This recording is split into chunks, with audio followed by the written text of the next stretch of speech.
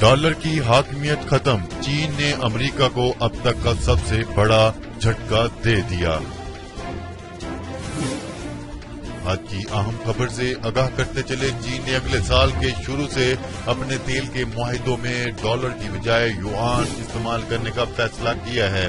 دوسری جانب روس کے وزیر خارجہ سرگئی لاروف نے کہا ہے کہ امریکی ڈالر تنزلی کا شکار ہے، جس کی وجہ سے عالمی مارکیٹ میں ڈالر کی اجارہ دری اب ختم ہونے والی ہے۔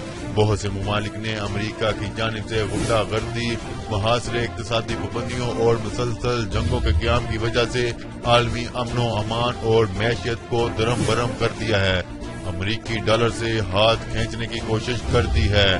رپورٹ کے مطابق کہا گیا ہے کہ ڈالر کے تسلط کے دور کا خاتمہ قریب ہے۔ ایران، روس، چین اور وینزویلا سمیت بہت سے ممالک اپنے تجارتی معاملات، خاص طور پر تیل کی فروخت اور تیل کے معاہدے کے لیے ڈالر کی بجائے اپنی قومی کرنسیوں یوان، یورو، ریال اور روبل استعمال کر رہے ہیں۔